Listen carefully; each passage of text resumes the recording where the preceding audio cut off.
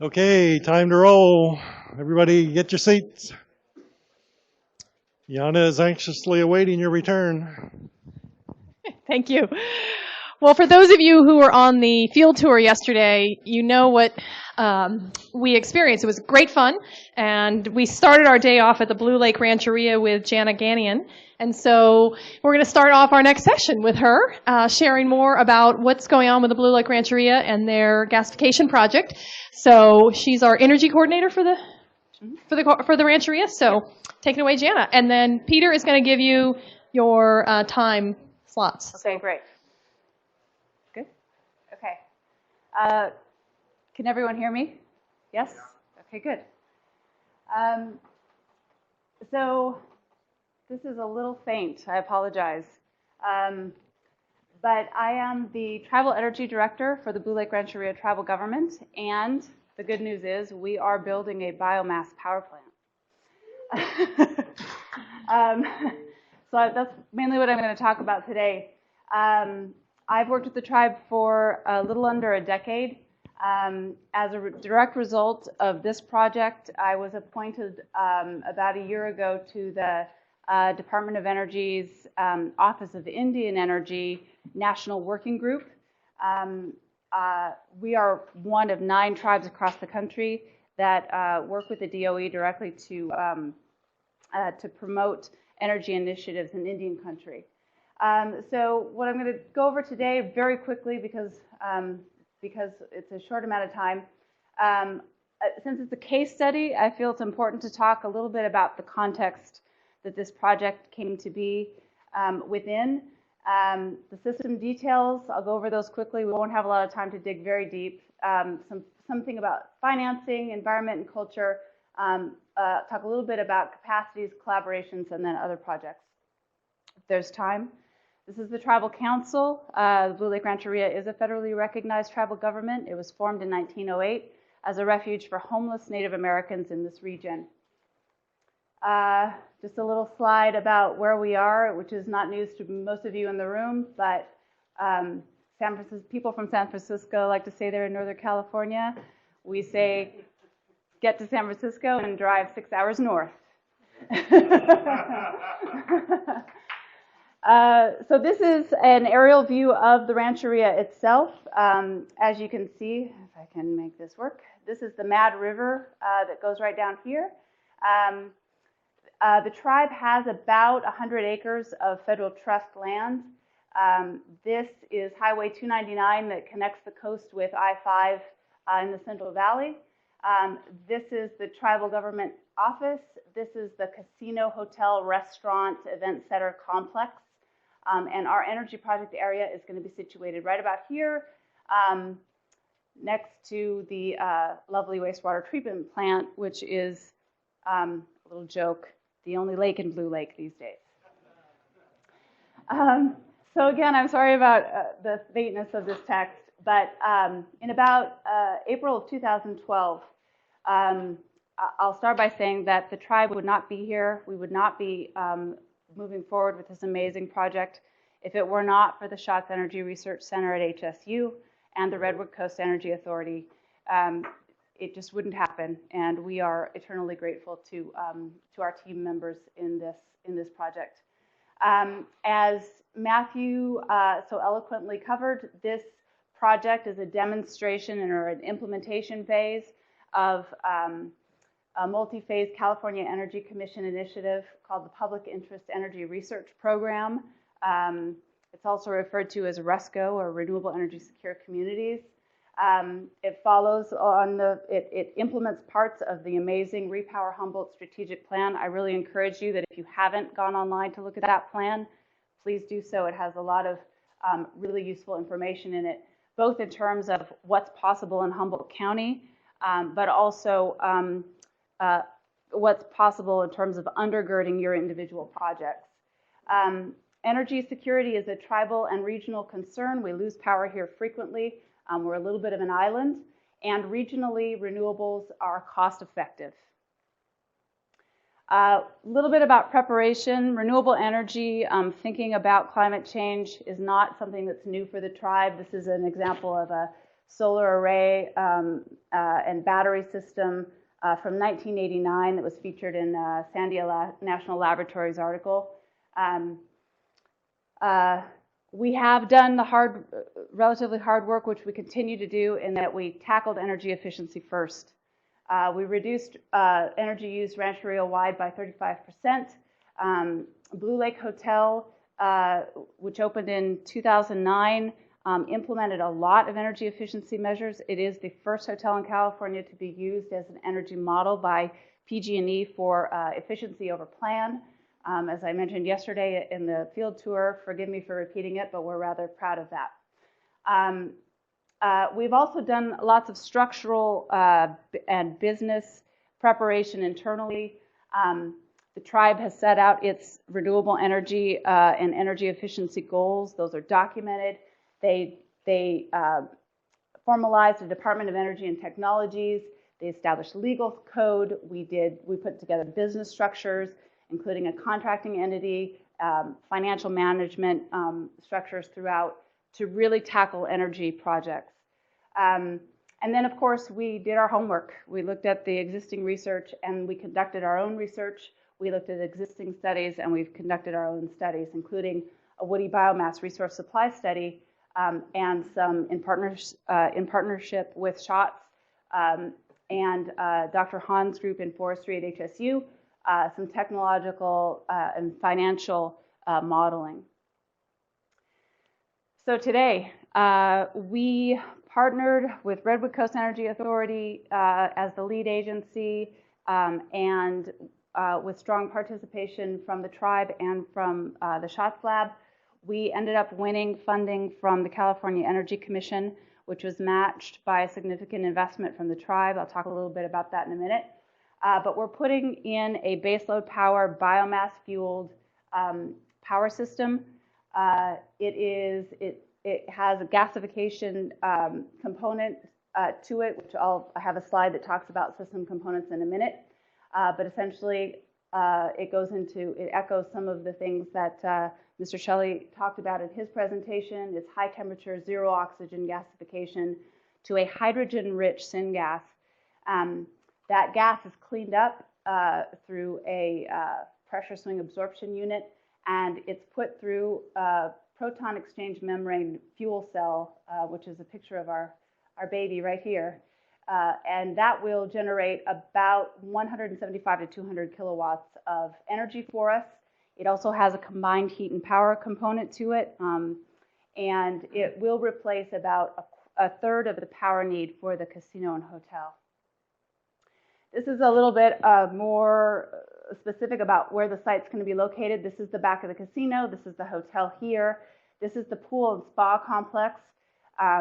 So the gasification unit and the pressure swing absorption unit will be in an existing building that we're repurposing for this project.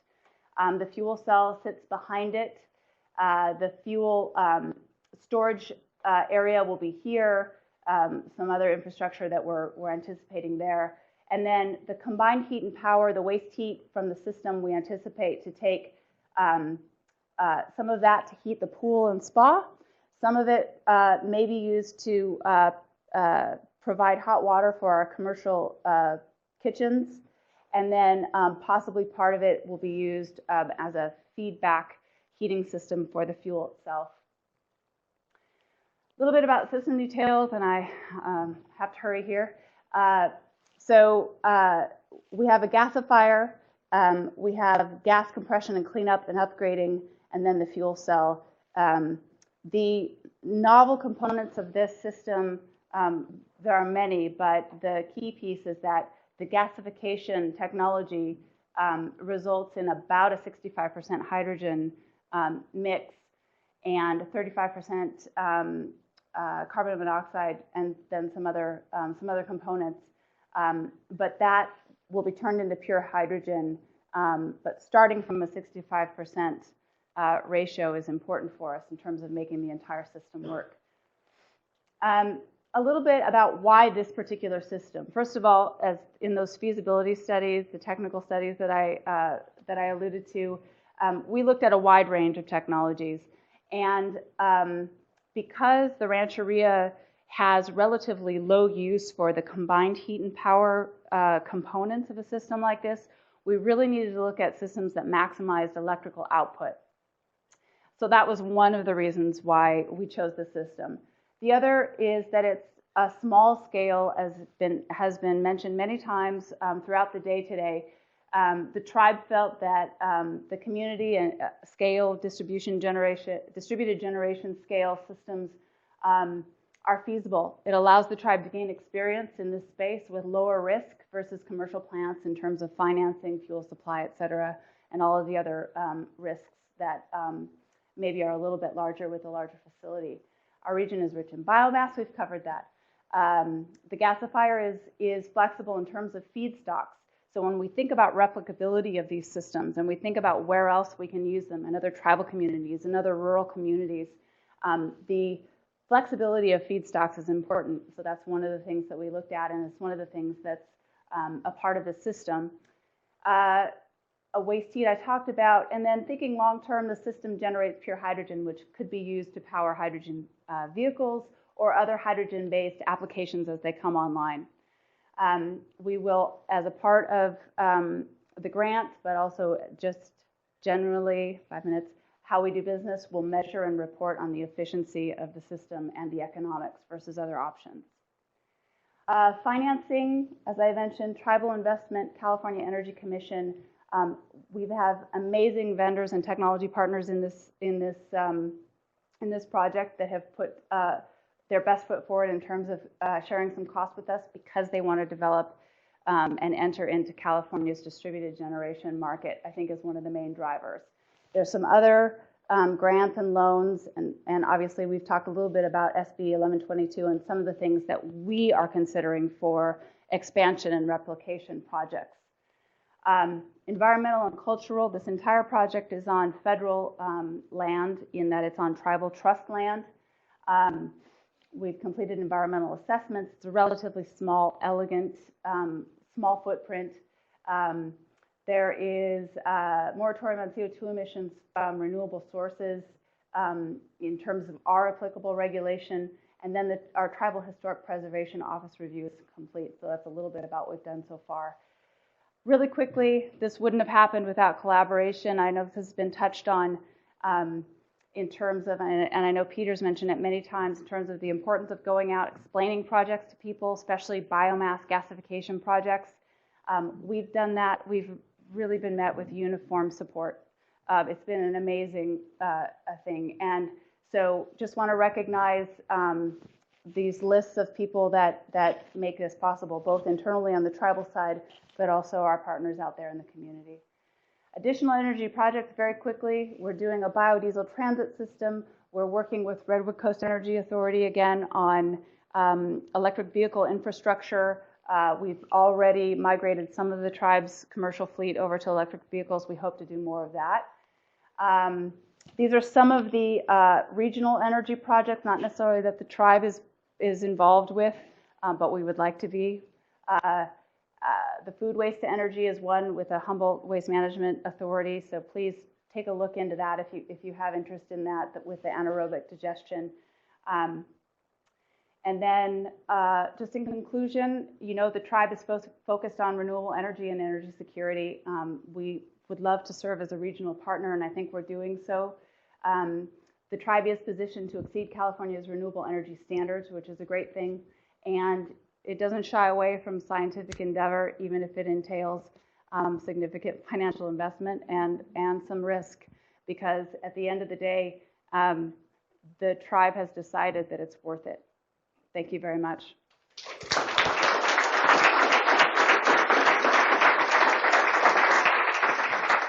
Well, I want to commend you on your bravery, and we look forward to hearing the results. I think we have time for one question. Is there one question? No, if not, okay, oh, you have one. You didn't mention that your feedstock was going to be 1 truckload of sawdust per week. Yes. That you were going to create 1/3 of the power for your whole casino. One truckload. Thank you. Could you expound on that, please? That's really significant because we're talking about enormous amounts of sawdust and wood chips being used for other types of electrical production, and you're talking about 1 truckload per week. So one of the reasons that this system, and it's a pilot system, it's never been put together in this way before, so let me just start with that caveat. But one of the reasons why the California Energy Commission felt it was a good investment was that its potential efficiency with the fuel cell component is probably going to be in the 30% range, and that's biomass to electricity. So we anticipate using about 3 tons of sawdust a day. That equates to, roughly a truckload of sawdust a week to provide all of that power. So, Great. thank you. Thank you very much. We'll switch microphones here. And I'd like to introduce our next speaker who came from Mendocino to join us. So Judy Harwood is with the Mendocino Biomass Working Group, and she's going to share her work on their case study with Biochar as part of the Redwood Forest REFI project. So. Oh, all right. Well, while he puts up the PowerPoint, I will just quickly say I'm Judy Harwood. And yes, I did drive from Mendocino County. And I'm going to talk about the REFI Biochar demonstration project, which is just in the beginning phases of implementation up in the northern part of Mendocino County. So what I was asked to focus on today was actually how we developed the project, which is a little different than most of my presentations. And then I'm going to give a pretty thorough description of what it is that we're doing and our current status. So this process all started back in 2008 with a diverse group of people who came together to look at ways that we could utilize this excess woody biomass that we have in our forests in the region. And so we have everyone from environmental activists to Forest Service members, timber industry members, and we all came together to look at this idea of 3E biomass utilization. The first thing that we did is we created a mission and a set of operational principles where we said that we're not just going to pursue any type of biomass utilization projects. We're only going to pursue projects that really meet this sweet spot of being beneficial for the environment, the economy, and for our communities here. In addition to that, one of the major operational principles that we created was that before we pursued any particular project, we would have a series of outreach events and get input into whatever we were going to do from our local community. And we knew this was going to be a really key part of making anything fly in our county. So we did that. We had from 2009 to 2010, we had about a series of community outreach events. And basically what we did was present information similar to what has been presented here today, talking about the realities of excess woody biomass and how there's nothing that we can really do with it in Mendocino County. We don't even have any power plants there. And what we heard from the community was basically 2 things. Number one, whatever we do in Mendocino County, they want it to be small scale for a lot of different reasons that we've already talked about here today. And number 2, there's this huge question/concern about how much biomass should be removed from the forest from an ecological perspective. So on one hand, people really understood that our forests were in need of this type of restoration, going in and removing woody biomass, but people were concerned about taking too much out and that actually causing ecological harm. So we did 2 things. First, we joined forces with the Coastal Biomass Group, and we hired Greg Giusti from UC Cooperative Extension to help answer that question that the community had about the right amount of biomass to remove from our forests. And so he just completed this ecological assessment of biomass thinning in coastal forests, a literature review. And really, this was just intended to try to answer that question that we couldn't answer before this. And so what he found is that there's, of course, no one-size-fits-all amount of biomass that can be removed from the forest from an ecological perspective, and that you really need to, on a case-by-case basis, consider habitat elements to optimize biodiversity. But the big thing is that it's really in the hands of the landowners if they want to choose to implement these types of practices on their own land and consider the ecological impacts of biomass removal and actually ask their forester to integrate that into their timber harvest plans.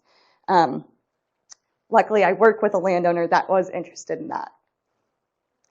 So the second thing was trying to get at this small scale issue that the community really insisted whatever we do be small scale. And at the time, there was no SB 1122. So the thing about small scale types of operations is that economically, it's really hard for them to pencil out, especially if you're selling something cheaply, like to produce electricity. So what we did is we looked at a few different small scale units that produce different value-added products. We looked at bricks, pellets, and biochar. We knew electricity wasn't going to be viable at the time. And we did cost-revenue analysis on these 3 different types of machines. And what we found is that from an economic perspective, a machine that produces biochar on a small scale actually penciled out the best. But in addition to that, there was also some great ecological benefits to producing biochar. So number 1, it sequesters carbon. If you burn wood to create electricity, you actually release all of that carbon back into the atmosphere. If you pyrolyze it to create biochar, 50% of that carbon is actually captured in the biochar, and you can bury it, and it can be sequestered for anywhere from hundreds to thousands of years. In addition to that, from an ecological perspective, it's a soil amendment, and so there's different properties of the biochar actually improve soil health. So you have that ecological benefit as well. I already talked about economic sustainability. You get a really high value per unit from the biochar, and that's why it penciled out at a small scale. And then from a social equity / community support perspective, people in Mendocino County are pumped on biochar, and I think it's for a couple different reasons. One, I think, has to do with the fact that Bill McKibben, who's a climate activist and the founder of 350.org, promotes biochar as a way to mitigate climate change. And so our community is aware of those kinds of things, and we all listen to NPR and hear Bill McKibben speak on Democracy Now! So anything he says is like golden. And then in addition to that, there's a huge local food movement that is taking place in Mendocino County right now. And one of the biggest leakages from that local food economy is inputs into agriculture. And so we would actually be producing a local input into our local food economy using the resources in our forests, the waste wood in our forests. So yay, we're done, right? We have a well-defined project, and the community supports it. I mean, actually, those really are some amazing first steps, and it took us years just to get there. But then we still had a lot of other implementation steps. So at this point in the project, we'd had those 2 things down. This is about 2010. We still needed to secure feedstock, find a piece of land where we could put the facility, become a legal entity or figure something out. I mean, we're just a grassroots organization, not even a 501c3, and get startup funding.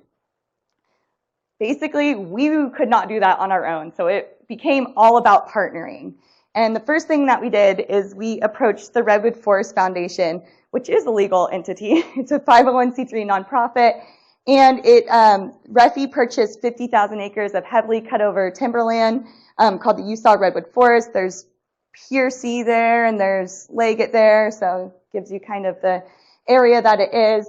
And REFI really embraced this project and has now completely taken ownership over it. So just that one incredible partnership took care of a bunch of the steps that were left in our list. We now had a place to get the wood out of the forest, and a forest that was really in need of this type of thinning and restoration. We had land to locate our facility, and also a legal entity, which then allowed us to even start applying or trying to find startup funding. And so what we did is apply for grants. And if anybody's done grant writing, it can be tedious, but for some reason it really did pay off well for us, I think because we had all this community support and we had good partnerships. And so we were able to get a $250,000 grant from NCIRWMP, now called the North Coast Resource Partnership, and that we're using to purchase the piece of equipment that converts woody biomass into biochar. We got a foundation grant from the Joseph and Vera Long Foundation, and that was basically to do project management. And I don't work for free anymore because of that, which is great. And also to do some operations in the very beginning, operate the equipment in the very beginning. And then finally, we got a NRCS Conservation Innovation Grant, and that is to actually do some upfront in-forest work so that we have feedstock ready before we have produced biochar. So we can't produce revenue until we've already done some work, so we really needed some of this upfront funding. And then we got all of that completed, and it had been years at this point since we started this process, and of course things changed. So during that time period, amazing opportunities arose, and so we augmented our well-defined project and expanded it, and we took on research partnerships. Specifically, Humboldt State University and the Schatz Energy Lab are going to be testing our piece of equipment before it's actually located out in the USAL Redwood Forest. And the UC Cooperative Extension through Greg Juicy is going to be looking at ecological impacts of the biomass removal in the forest. So this was a video that doesn't work on this computer, but this is one area in the USAL Redwood Forest that we're going to be doing this biomass removal on. You can see some blue marks, and these are almost everything in this screen is pretty much tan oak. It's a really homogeneous stand of tan oak that came back after a clear cut. And like for Lindsay and people who have been out there, it's the WRP road, like right off the road. And so basically what we're going to be doing is going in and thinning out some of this tan oak. And there's actually a stand of redwoods that's in the back here that hopefully over time we'll be able to see appear when we get some of this other material out of here. I wish the video actually played. But the way we decided what we were going to take and what we were going to leave was guided by this ecological assessment that Greg did, and he actually went out into the forest with us when we did the mark. And we're basically trying to maximize biodiversity. So I loved the epic presentation earlier because we really are trying to do what you were saying, and it really is on a case-by-case basis. You can't treat every stand of trees the same. And he was putting X's on anything that was on the ground so it wouldn't be moved or taken out. And so then we're going to take this woody biomass and haul it, deck it, and then chip it and haul it to this landing, which is also on the WRP road. It's only like a mile away from where the timber harvest plant is. And we've purchased this piece of equipment. It should be delivered it will be ready for delivery to HSU in April. And this is going to be located in this landing, and we're going to convert woody biomass into biochar using this thermal conversion unit.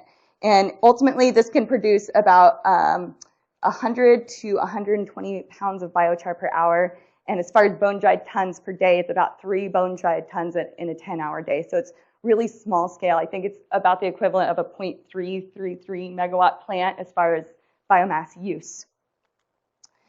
And then we're going to be selling the biochar as locally as possible as a soil amendment. How am I on time? Okay, so I can't get into the benefits of biochar as a soil amendment too much because I could talk about it all day. But this is a little misleading because we're also looking into the activated carbon market as Peter described earlier, and that's kind of a new venture for us. So if you want to know more about biochar, you can talk to me later. If you want to buy some, then please talk to me. So where are we now? We've completed, you guys saw the stand of trees that we've done the marks on.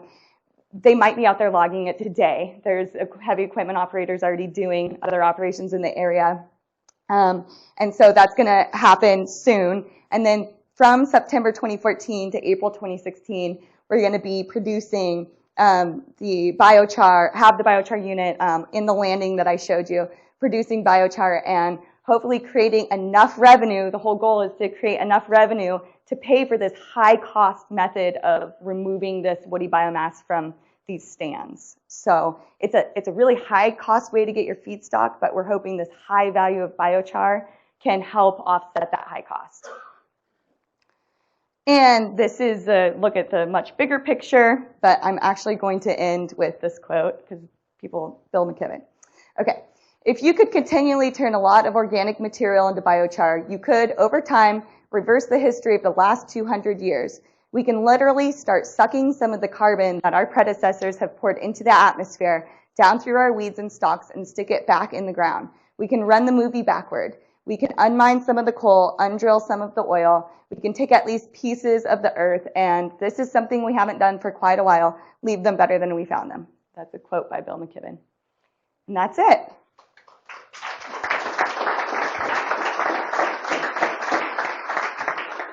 If we could just harness your enthusiasm, I think we would also make money. So, well, I'm going to hold questions here, and for the end, and then I'd like to bring up our next speaker.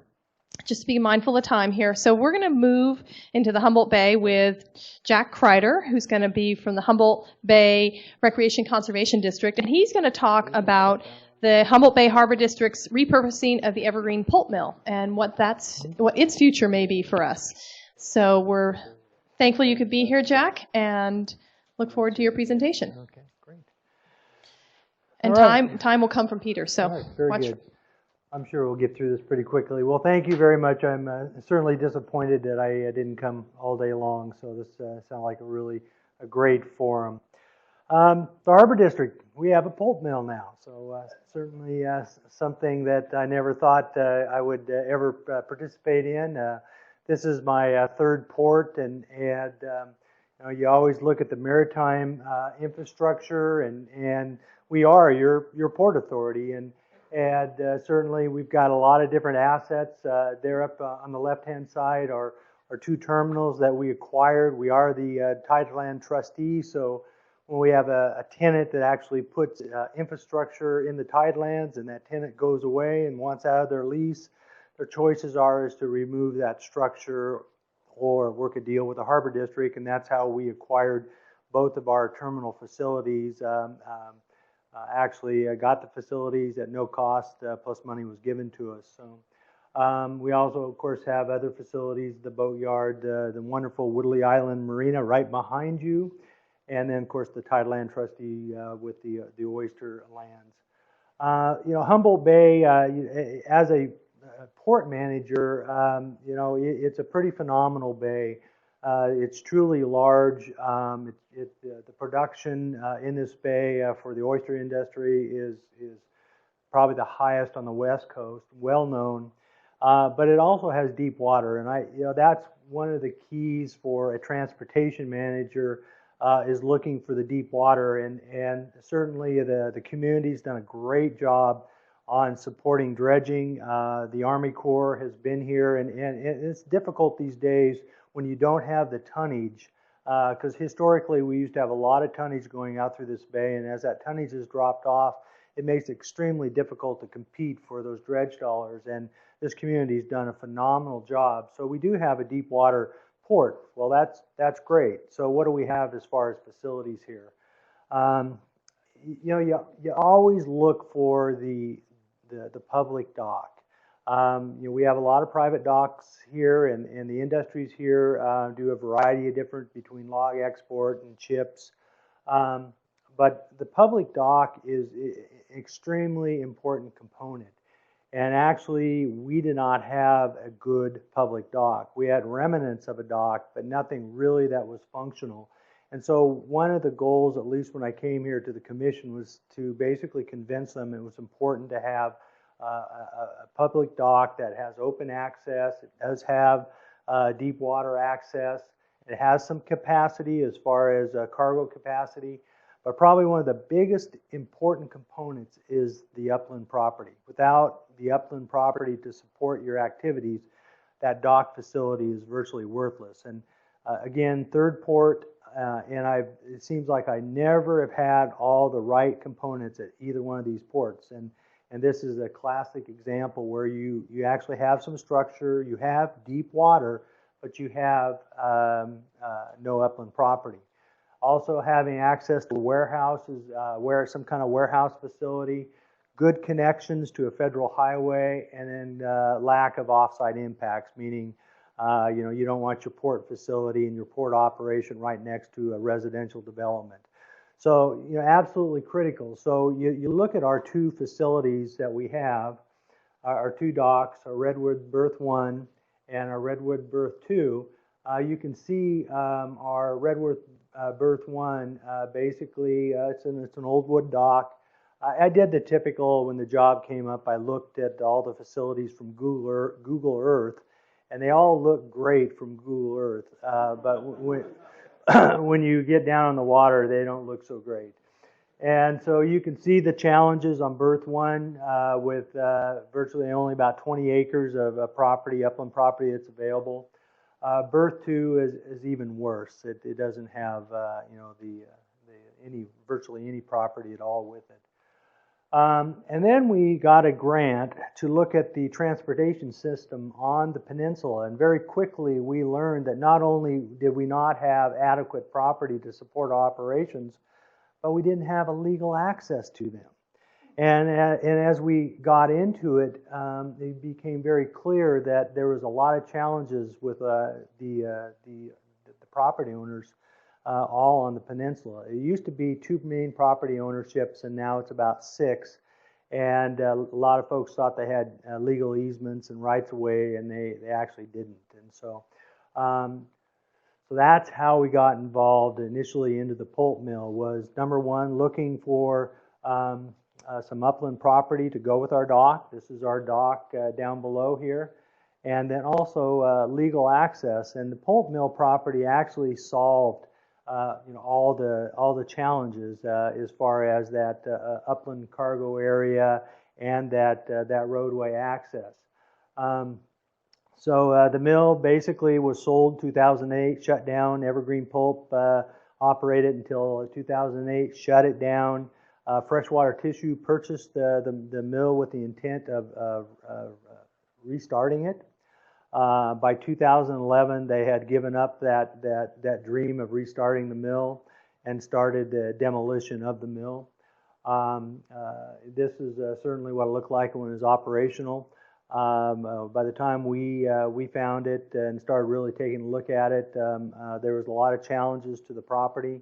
A lot of pulping chemicals were all still on site. And through about a year and a half in negotiations, virtually we received the property at no cost to the Harbor District other than the cleanup. So this is virtually the opportunity to purchase 156 acres. There's 250,000 square feet of buildings on the property. There's a 30 million gallon a day water treatment plant. Mile and a half ocean outfall, and of course all the necessary road easements, and of course the big nut to crack is accepting all the above ground hazardous waste. About 3.5 million gallons of pulping liquors on the site, along with a variety of other chemicals that are on site. And so that was being a steward of the bay. That was one of the important issues, was for us to get in there and start participating in the cleanup of the property. The oyster industry extremely concerned about a potential spill on the peninsula with that type of volume. And so actually the first set of funds that we're actually using now is a letter of credit from Pacific Seafoods, Coast Seafoods, to transport the liquors off-site and start getting rid of the liquors. So certainly a big challenge for cleanup, but it's the assets, and that's what I want to focus on. Today is to talk about these assets. If you think about trying to replace these assets or build these assets or even permit some of these assets these days, virtually impossible. And so certainly a great opportunity for us. And I've got lots of photos, but I won't go through it. But I just want you to kind of look at some of the infrastructure that is there. We have been giving tours. If you want a tour, you just need to contact me, and I can show folks around. This is the shop area. You can see there's a lot there. A lot of components are still on site. Again, this was a part of a tour, and this was all, everything was heavy, and so everything's concrete. All the cranes and all the components are all still there. Again, the shop area. This is the warehouse. Just the warehouse alone is impressive. The wood that's in there. I usually have the picture of the roofs. The roofs are actually in excellent shape, and you know, you always start at the roof, and if the roof is good, the rest of the building is good. So there's still just a ton of infrastructure there for the property and just the buildings alone. And this fits right into what we're talking about as far as you know, wood chips and hog fuel. You know, the log and lumber exports, the general cargo, the biochar, pellet mill export, the indoor aquaculture and research, the wave energy, buoy manufacturing, and then the offshore, you'll see our conceptuals of the offshore wind turbine manufacturing. So just a lot of infrastructure there for that type of manufacturing. The 30 million gallon a day water clarification system. Right now there's a 50-inch pipe that the municipal water district supplies to both pulp mills that were there. So the delivery is actually twice that, so 60 million gallons a day. We can process 30 million gallons a day. These are just the clarifiers. This is the pumping systems, but that's one of the challenges is everything is so supersized in the facility. Trying to downsize them to a usable quantity is definitely a challenge. Obviously, lots of different potentials with the clarifier. You know, the aquaculture, freshwater aquaculture, the export of water, cooling like data centers, agricultural uses. There's just a variety. One of the things we'll talk a little bit about is energy production through the osmosis process. So outfall pipe, you can imagine building a 1.5 mile, 48-inch pipe out in the ocean these days. And so we just recently side scanned sonared it, and it's still there. It's still functional. Just the diffusers on the end of the pipe are almost 1,000 feet in length. Again, part of the pipe. Again, you know, discharging. You know, right now, currently, DG Power out there is discharging about 200,000 gallons of 90-degree hot water into that pipe. Conduit for wave energy, conduit for basically landing a fiber optic cable, and of course, obviously, we could solve the gray water challenges on the peninsula with that pipe. This is a concept that we actually put together with HSU, and this was that before we had control of the site, and we're trying to solicit some potential uses. You can see out in, if I got this, you can see out in the area. I guess nothing wants to work. Oh, this guy. It's that guy. Okay, right there. Ah, there you go. Bingo. All right, good. You can actually even see the wind turbines that are out in the water.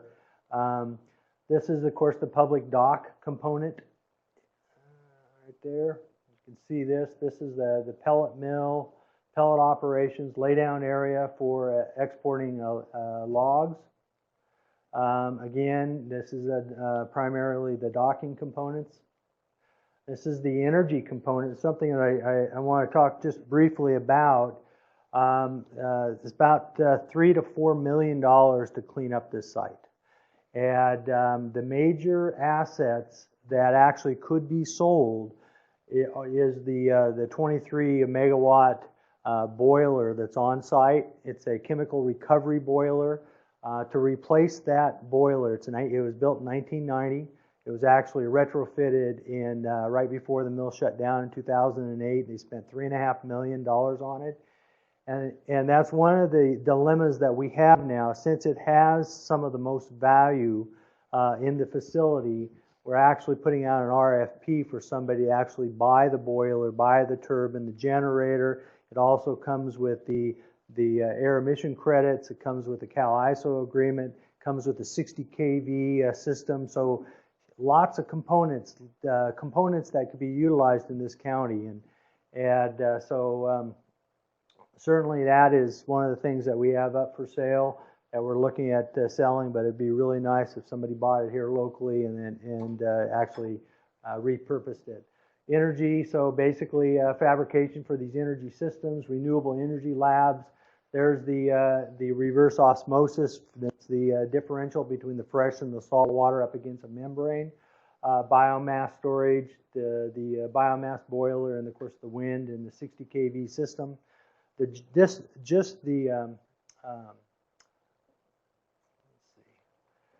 some of the components of the 60 kV system are over $5 million to replace. So again, just huge infrastructure. Aquaculture is the kind of the low-hanging fruit for us right now. Will be our first tenants into the facility. In fact, we've already signed a lease with Taylor Seafoods to occupy 6,000 square feet of the warehouse building for their seed production. You can see that we've used the current dock structure now for flupsies, for oyster rafts. The first 20 will be going in next year. And of course, marine research. Thank you. Excellent. Thank you.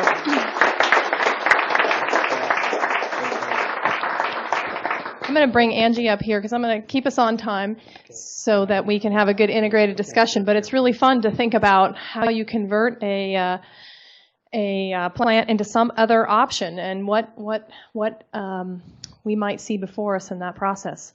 So Angie, we've already seen today. She is going to bring us a case study about the city of Alturas' thermal application. And again, she's with the Hayfork Watershed Research and Training Center. So thank you very much. Thank you, Yana. Thanks everyone for having me back up here. Thank you. So I talked a little bit earlier about the statewide wood energy team and some of the finance things that I've learned through working with them. I get funded to do that with the Watershed Research and Training Center, who's actually located in Hayfork in Trinity County. But I get to do other things with them too. And so one very significant component of the biomass program that they have at the Watershed Center is a thermal energy program. So we've talked a lot today about biomass energy for electricity, or as electricity, and we've heard about a lot of things that can complicate that, like power purchase agreements and interconnection issues, and thermal energy can avoid a lot of those things. And so for that reason, plus for a lot of the ecosystem benefits and energy efficiency benefits, the Watershed Center has identified thermal energy as one of their primary focuses. It has in the past, for maybe 5 years now, they've been focusing on thermal biomass energy. So the subtitle up there, Opportunities and Challenges in Efficiency. A lot of people will tell you that that thermal energy is the most efficient type of energy you can get from wood, and that's true if you're combusting it. So you take the heat from the fire and you transport it to a building, and then you transport that heat from in the building into a person, and that's it. You don't have to boil water. You don't have to get shaft work or any of these other conversion processes that can cause drops in efficiency. It is not very efficient for causing forest restoration. So we were hearing about how people can heat things with about a truckload a week of sawdust. Some of the systems that we're going to talk about today is about a truckload per 6 weeks. So it's really not something that's going to cause people to want to go out into the woods and thin their forest. But we do think that it's still, especially in the long term, can be one of the tools that we have for keeping our forests thinned. And it does this really excellent thing where it makes the people in an area dependent on the land around them. And I think that in addition to what we've been hearing a lot about today with wanting to restore the health of our forests, you can really restore the health of the people in communities by reconnecting that relationship between their existence and the land's existence. There also are some really cool community benefits that you can get other than happiness, which are the community can invest in these systems. Sometimes they're higher capital cost than some of the communities like to see. There are too many zeros and they get scared, but they're much lower in cost than a lot of electricity generation pieces. And so the community can buy in, and then they have equity, and we're building infrastructure in their areas. In a lot of cases, these are happening in rural communities that are spotted throughout the Northern California. So I think the theme right now is local. Our projects aren't really all that local, but they could be. We could do these projects here, especially in Humboldt County, where it got cold, what, 2 weeks ago or 3 weeks ago, and it's going to stay cold until May. So we need thermal energy for a long time. So the Watershed Center decided when we got into this, or when they got into it, I think even maybe, I said 5, I think it may be as many as 10 years ago, they started looking at how we can put thermal energy systems into communities, and they developed these really high-level scans. And so the subtitle reads, "Allow us to replace that expensive heating fuel." That's one component that Humboldt County does not have on their side. So we've heard a lot also about how natural gas is so cheap, and how if that's the fuel you can burn, that's what you use. That's true both for electricity and for thermal energy. For those that were on the tour yesterday, we saw that at Almquist, they decided to go with a biomass heating system because they didn't have access to natural gas. And so that's true for a lot of these communities. So I have here three barriers that we would look for to see if a community maybe was good for looking at a system like this. But really there were 4, and the very first one was just that they didn't have natural gas for heating. So the next thing that we looked for was heat load accumulation. So actually there was an employee that literally just started looking at county heating bills and seeing what heat consumption was in areas, and looking for really large buildings that were used 24 hours a day, 7 days a week. So a big thing that happened with thermal energy a while back was a Schools for Fuels program that was put on, and people got really excited about heating schools with wood residue. But they all leave at 3 o'clock in the afternoon, and then there's no one in the building that needs heat. And so that can be something that makes these systems less, they don't pencil out as well. So we're looking for large buildings that were used all day long. We're looking for clusters of buildings. So in smaller towns, I mean, we're talking really small towns, like 8,000 people, smaller. Actually, that's one of the larger ones, 8,000 people. So I think of Eureka as small, but these are small, like villages maybe, little clusters of people. And so we were looking for buildings that were all right next to each other, so that we weren't just looking at heating one building, but maybe 5 or 6. And then this was actually really, this is news to me when I learned the hot water usage was one of the largest components. So using energy to make hot water that you then use in your showers or in kitchens and things like that is a great component, because you use hot water all year round.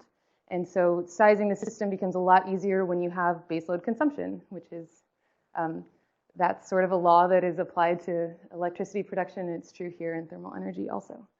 And then the other one is having a large number of heating degree days. And so that's also something that occurs here in Humboldt County. It wasn't as useful in some of the areas in Southern California, but ended up being true for a lot of communities in Northern California. So we also looked for funding availability.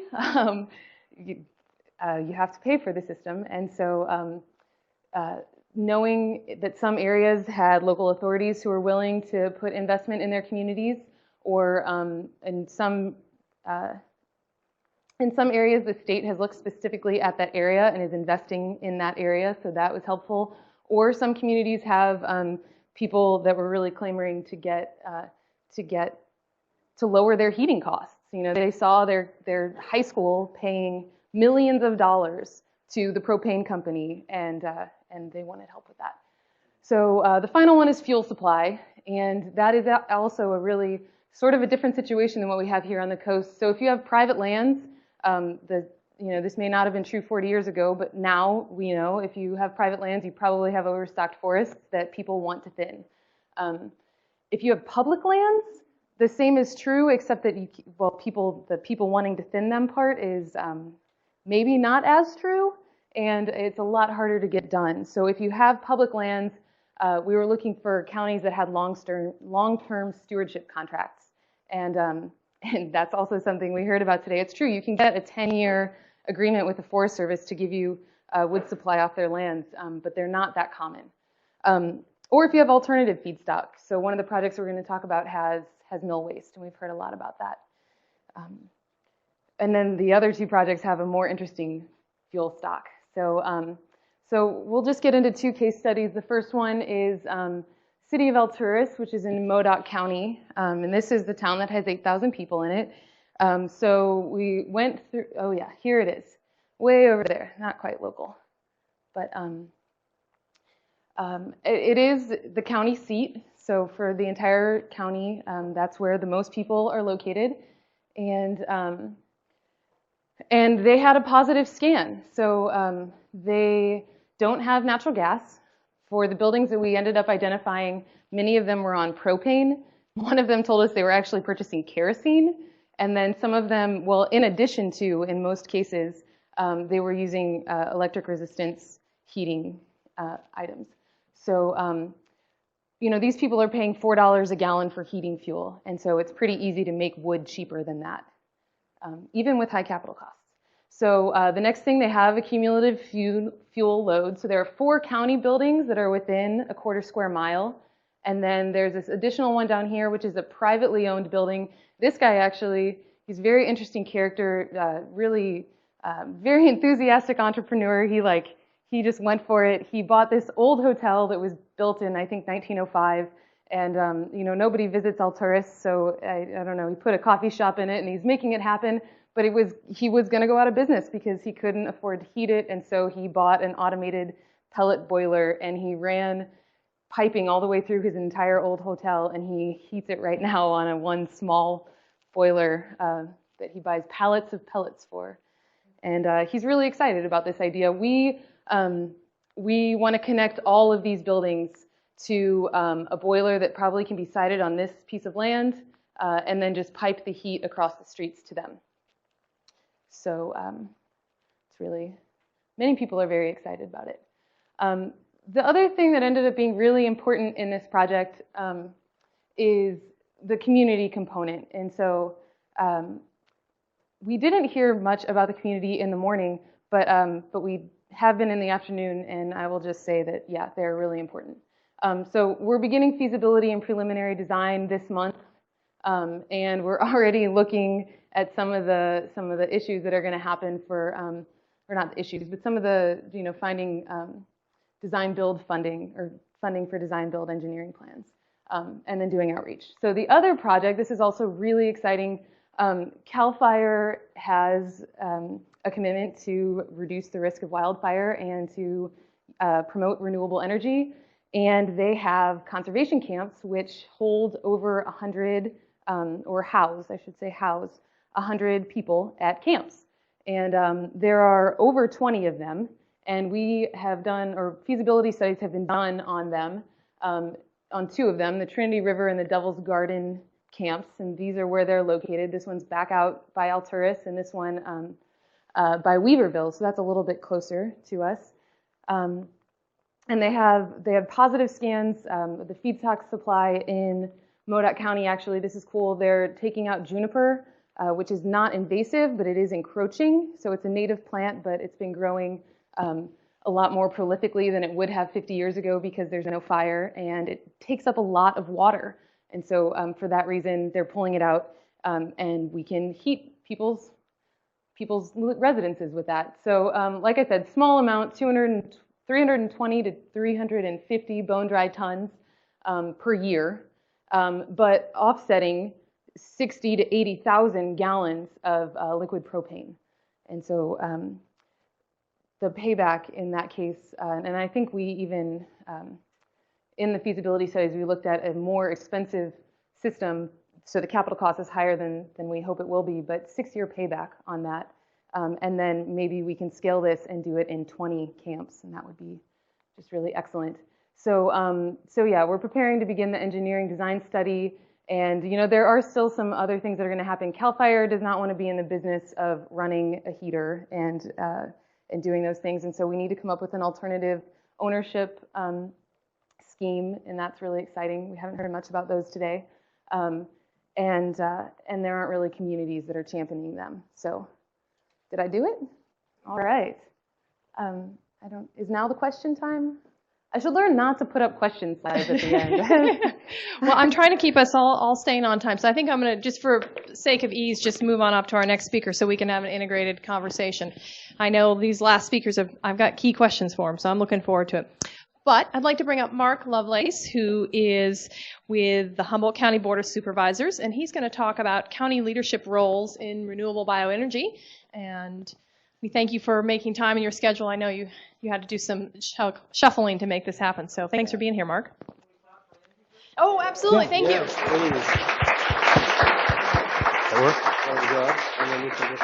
Thank you for that reminder.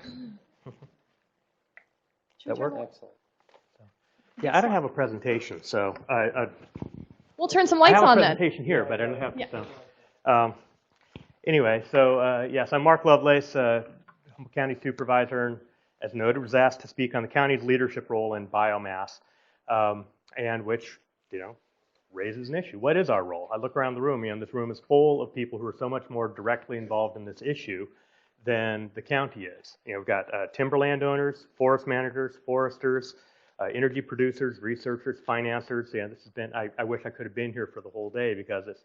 The agenda clearly looked fascinating, and wish I'd had more time for it. But there's also a lot of other government entities in here, or public entities such as the Schatz Energy Research Center, RCEA, Air District, Redwood Region Economic Development Commission, Headwaters Fund, and others. Which demonstrates that there's an interest here beyond that of the landowner and the energy producer itself. So if I did have a presentation, it would just have one big word up there. It would just say co-benefits. That this is something that provides co-benefits to the broad public. Ultimately it's a private endeavor, private timberlands. For Humboldt County, primarily private timberlands, but it provides so much more.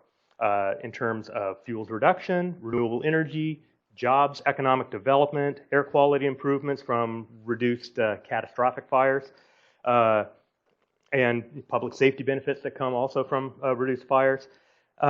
So this is a bridge technology, is what I see it as, where the co-benefits make so many things possible for our community, and that's why we take an interest in something that's fundamentally still a private endeavor, a private industry working on their land. One of the other things that is really important about this is the conservation benefit. Anything that helps keep our timberlands viable as timberlands, is a good thing. Keeps them as working timberlands. We know the timber industry is volatile. It's tied to the housing industry, which, as we've seen in the last few years, can be volatile due to things that are entirely beyond our control. Also happens to be seasonal. But energy is much more stable. The energy demand, for good or for bad, it's pretty darn stable. We all need energy, despite our best efforts to reduce that need. And so something that can help provide a more stable constant is going to assist with that, assist with helping to keep those lands profitable for their primary intended purpose as timberlands.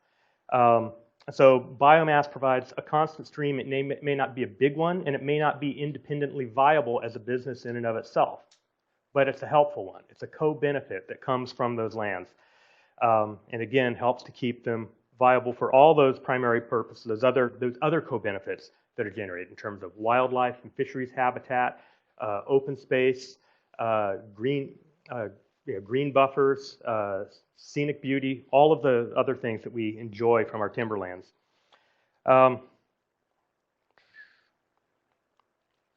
So without being able to find these other supplemental income streams that can come off the properties, timberlands, their future as timberlands becomes more in doubt. So that's one of the things that is a critical piece to this. So where does the county integrate with this issue? When we see all these benefits, we see there's a big public interest there, but how specifically do we integrate with it?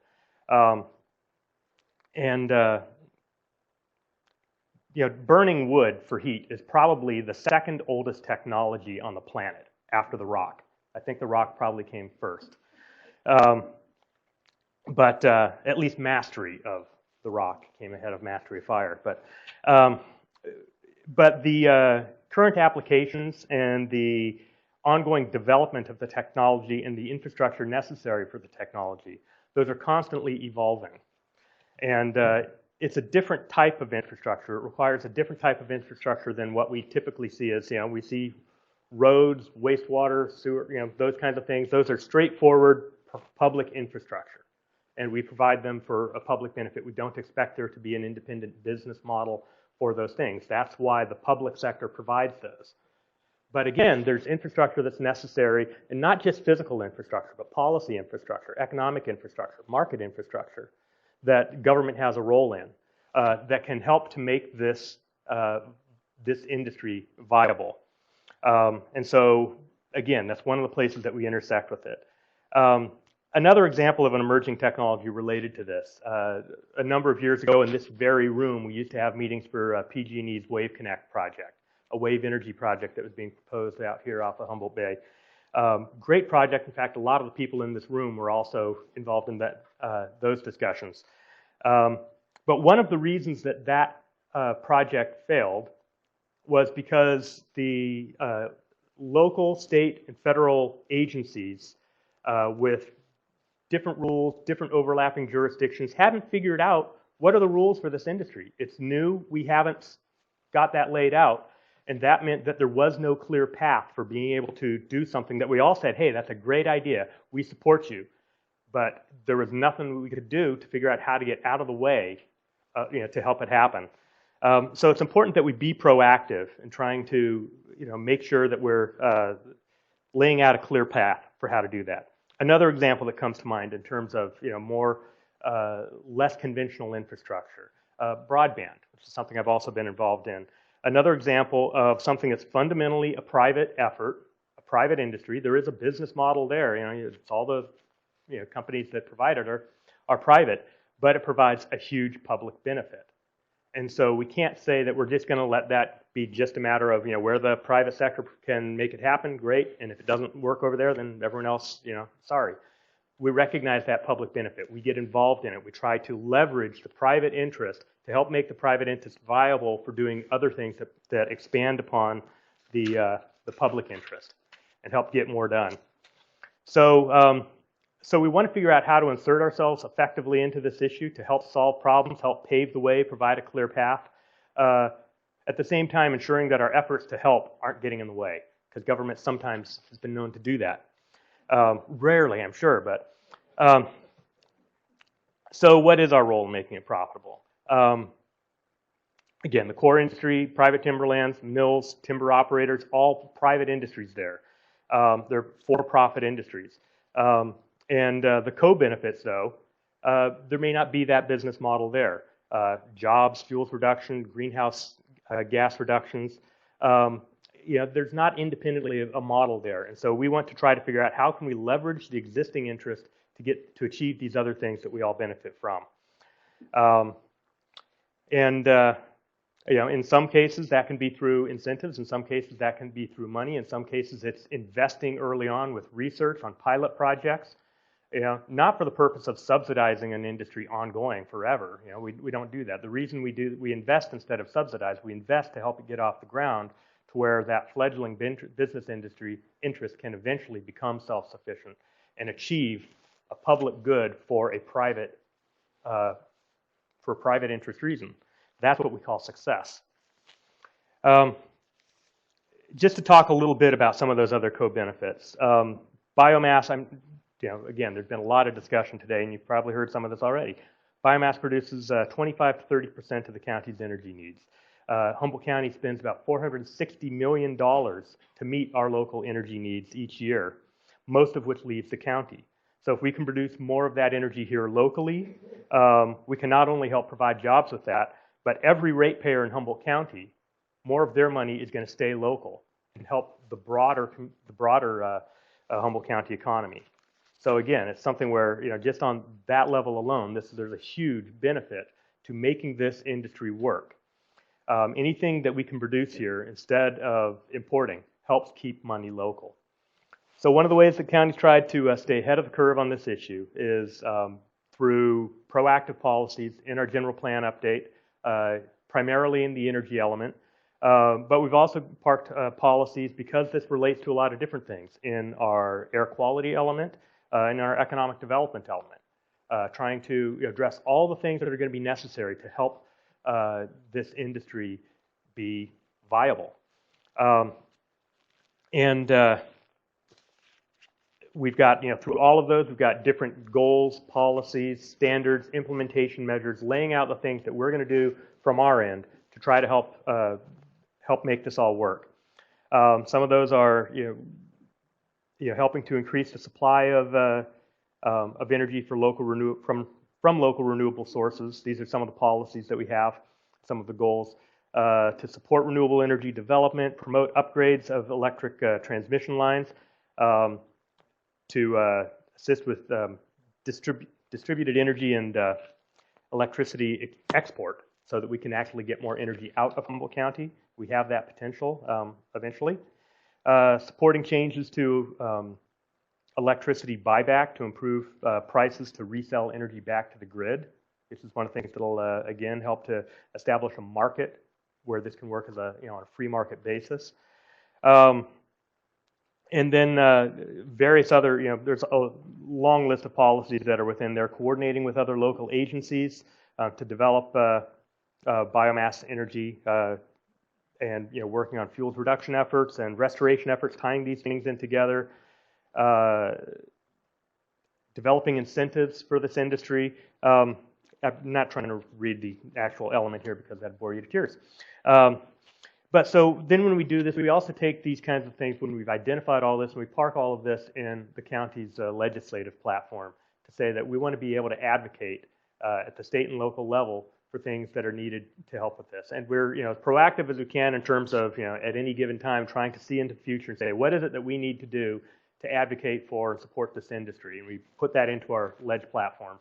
And when we're in Sacramento, when we're in DC, or when we have our lobbyists in both of these places working on our behalf, when efforts come up, when bills come up, like 1122 that's being discussed here, we have policies in there already saying we've already taken a position of support. This meets that, we're on board.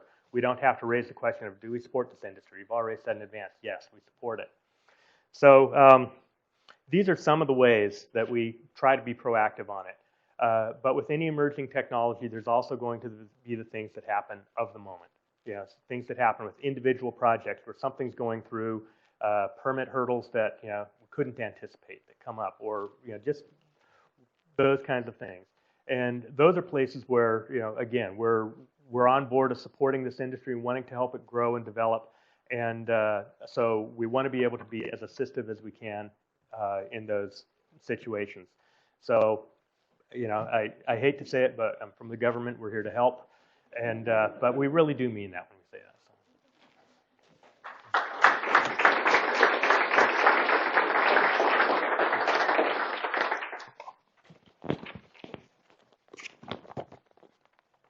Thank you, Mark. That was great. Excellent. So we're going to bring all our speakers back up at the very end here. So if we catch up a little bit on time, that'll give us a little more time for. I would suggest that everybody stand for just a second because this has been a long afternoon session here. Maybe just. Can I give you this while we're transitioning here? While we're doing that, and I can do some introductions. So we're going to introduce Jim Zolik from the Schatz Energy Research Center, and he's going to talk about some of the Humboldt Biomass Research and Development Initiative research.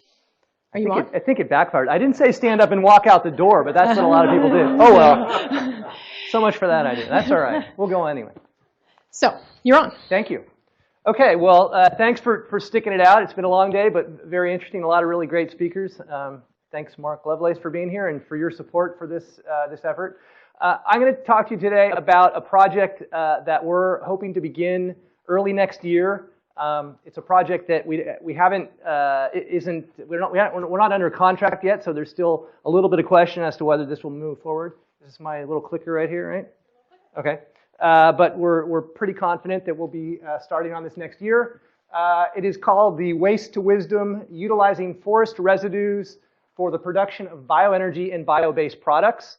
And it's being funded under the USDA, US DOE Biomass Research Development Initiative, or also known as BIRDI. So the project status is we submitted a proposal. This was for the 2012 funding cycle for the BIRDI program. We submitted a proposal in August of 2012. We were selected for award, and this is over a year later. We're still trying to work through the final contracting. But again, we hope to be started up early next year.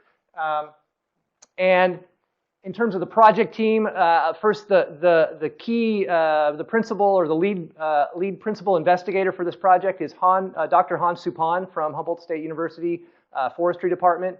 Hans on sabbatical in Korea. He'll be back at the end of the year, so he's not able to be here today. But he did a great job of putting together a project team. Really, he was the force spearheading this project. A couple of his colleagues, Joel Bison and Anil, and I can't pronounce your last name, but both Joel and Anil are working with Han and will be working on that project. They're here with us today. I'll get into this in a minute. There's 3 key technical areas or task areas associated with this project, very relevant to everything we're talking about here today, and I'll talk briefly about that. Those 3 key project areas are led by 3 principal investigators. So Hans Supan is the lead principal investigator for one of the task areas, the feedstock area, and with his team, with Joel and Anil and others in the forestry department. A second technical area is biomass conversion technologies, and that is being led by a group at the Schatz Energy Research Center, which is where I work. Dr. Arnie Jacobson is the director at the lab, and he's the lead principal investigator for that task. So those are 2 groups, both from Humboldt State. And then the third technical area is an analysis area, and the lead principal investigator is Dr. Ted Billick, and I think Ted may have just left. He's from the Forest Products Lab at in the U.S. Forest Service in Madison, Wisconsin. He's actually speaking tonight from 5:30 to 7 up at Humboldt State as part of the Sustainable Futures Speaker Series. But he was here most of the day. So those are the 3 leads in those technical areas. I have this broken down by the, I have that one there. So this top group here is university research nonprofit project partners. So Humboldt State Forestry and the Schatz Lab, Oregon State and University of Washington also involved. Here's the Forest Products Lab. Let's see here, these are kind of close together. That's why people are going to slides when they didn't mean to. Then the Redwood Forest Foundation, we heard from Judy Harwood earlier. She was talking to you about the biochar unit that they're going to be using down in the Usal Forest, and she mentioned a partnership with the Schatz Lab and HSU. We are the ones who are going to be testing that unit before it goes to Mendocino. Actually, probably a small group of us, both from Schatz and from RIFI, will be going to Colorado to work with the group in Colorado that's building the unit, and then it'll come here to Humboldt. We'll do some testing here, and then it'll move down to Mendocino. And then the Rocky Mountain Research Station, also the Forest Service. And then we have a number of industry partners down here that are also involved, some local on the feedstock side of things, Green Diamond Resource Company, and Steve Morris Logging. There was a discussion earlier today. He's a real innovative local logger, really working on trying to figure out ways to effectively get the biomass material, processed into an energy facility. So he'll be involved. And then a couple of other groups here involved with the feedstock side of things. And then these 3 groups right here, Biochar Solutions, Renewable Fuel Technologies, and Pellet Fuels Institute, are the 3 technology partners on the biomass conversion technology side of things, which I'll talk about in just a moment. And then there's also the Forest Business Network, which is really for sort of outreach and education and getting the information about the project out to the forest community. There's also a community involvement part that, as a couple of the last speakers just talked about, the real importance of that in any of these projects. So the objective of this project is to produce bioenergy and bio-based products from forest residues. And really the focus is on getting over some of the hurdles that we're talking about today, some of the technical hurdles, some of the economic hurdles. And so we're going to be looking at 3 biomass conversion technologies that I'll briefly mention here. And then there's also the feedstock part of it. So Hans' group is really looking at feller bunchers and chippers and grinders and different knives on the chippers and screening devices. And how can we take that material, sort it, dry it, chip it, grind it, do whatever you got to do to it to get it into a form that is functional for the conversion technologies, but also is practical and cost effective from the industry perspective. Because if they can't do it in a practical way and they can't make the cost numbers work, it's never going to get processed for the conversion devices. So the three key task areas I talked about: feedstock development. So this is going to be field-based experiments. Han and his group already have been doing a lot of this type of work, but they'll be moving this work forward. And really looking at improving the economics, the accessibility, and the production of quality feedstocks from forest residues. So accessing those materials, processing them, and transporting them in a way that's cost-effective and technically effective. And that, as we've been talking about today, that's a huge part of the equation of being, some of the challenges that we're facing. Trying to, make that 30-mile radius, maybe make it 50 miles, or make improvements in that so that we're able to access more resource than we currently can. And then on the conversion technology side, and I'll talk to you again in a moment about the three technologies are the biochar technology that Judy talked about that'll be used in Mendocino, a torrefaction technology that we've been doing some work with a group down in the Bay Area for a number of years now. I'll tell you a little bit more about that. And then a briquetting technology, and I know that was mentioned a couple times today. Basically, briquettes are, essentially a fuel, a wood pellet, but a larger version of a wood pellet. So we'll be looking at these technologies. The focus is on field deployable units. Field deployable could be at the forest landing. It could be at a sort yard, but basically trying to get units out into the field close to where the resource is. Again, to improve the value of the product, and so that what you're transporting is higher value, and if it's energy, it's a more dense product, so that you can transport it farther or more cost effectively. Not just trying to haul, a truckload of slash that's got dirt and rocks and higher moisture content and lots of air gaps and so forth, and it's very costly to transport. And then the last technical area is the analysis area, and this 5 minutes. Okay, this will cover a lot of the things that have been discussed today as well. So there's both a micro and a macroeconomic analysis work being done. At the micro level, a break-even cost analysis for these three different technologies. On a system level, what is it going to take to make this a viable business model for this technology to actually be a viable option? On the macro level, what kind of impacts will this technology have in the greater community in terms of jobs and economic activity? If you can make it cost-effective on the micro level, then if you were to scale this up to happening on a larger scale, how could it impact the community as a whole? Air quality assessment, impact of biochar on forest soils. I know there was some discussion I had with somebody about the real impact of biochar. There's going to be some scientific research on that as part of this study. And then life cycle assessment of cradle to grave or cradle to gate, I think I've seen it written as. The life cycle of a project and the technology, the carbon emissions and the environmental footprint. How does that look on a life cycle basis? And is this really a carbon benefit or not?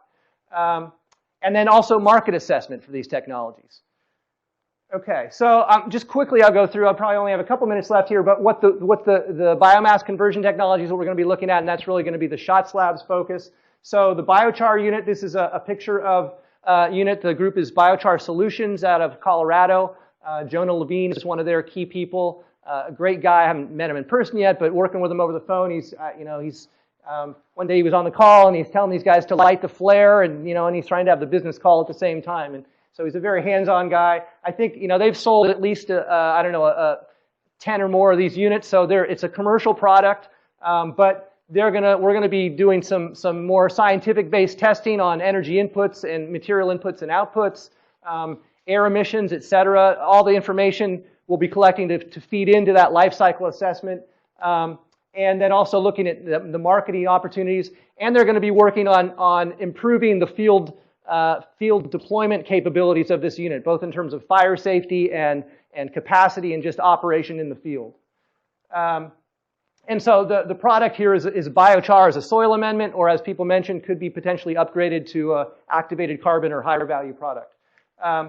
The second technology is torrefaction. The group that we're working with is Renewable Fuel Technologies out of the Bay Area, now based in Hayward. We've been working with them for a few years now. Originally, we had a small unit of theirs at our lab at HSU that we did some testing with. This is their second unit here, the picture.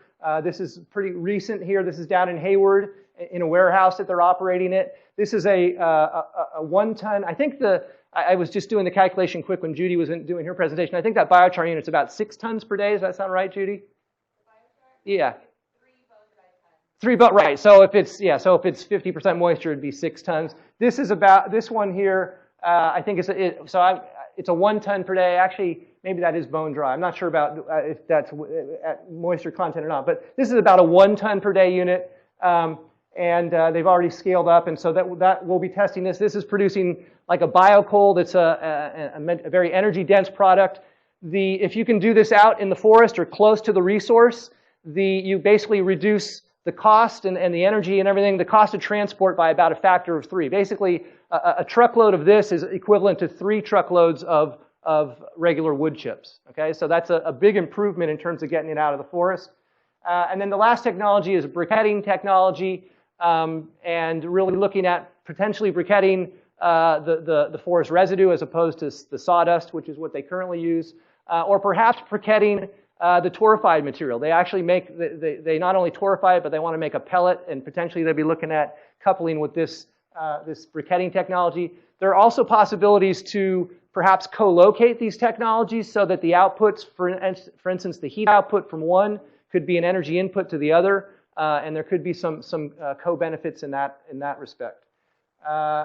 And then just some expected outcomes, so improved feedstock collection, processing, transport, improved field readiness of these biomass conversion technologies, improved knowledge of biochar application to forest soils, new knowledge of quantifying the LCA benefits, improved knowledge of economic and marketing, and then there's an education outreach and community involvement piece. And I think I've used my time. You have. All right. Wow, great. Thank you. You're welcome. So many exciting and fun things going on here. We got one last speaker, and then we're going to get into good conversation. So let's bring Matthew Marshall back up, and he's going to talk more about what the Humboldt Biomass Working Group is about, and hopefully set our stage for our good conversation. So thanks, Matthew. And I have no slides, so the lights can come back on for the end.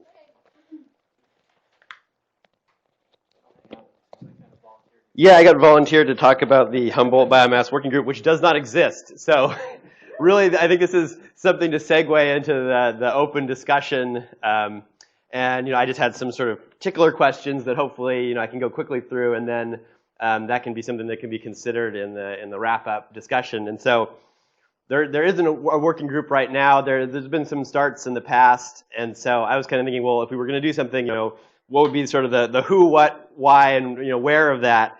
And so kind of taking those in somewhat reverse order, why would we even want to do that? And I think, in my mind, the key piece of it is, as often comes up at these discussions, biomass is a pretty complicated topic, and it goes from, the forest to energy and, electricity sales. And so the stakeholders involved in that range from forest management folks, public regulators, utilities, biodiversity experts, and there's just a whole range of folks. And so having some way to keep the dialogue going, these kinds of meetings are great. And so how do you kind of keep that momentum going, I think is a key factor. And then maybe in a more focused way, I think there's the work that Jim just brought up as far as what's going to be going on in that project, as well as what Angie brought up as far as the funding that the Watershed Center got to kind of build on the statewide biomass working group. And are there ways that we can kind of locally support those efforts and kind of create a community network to add value to both of those projects?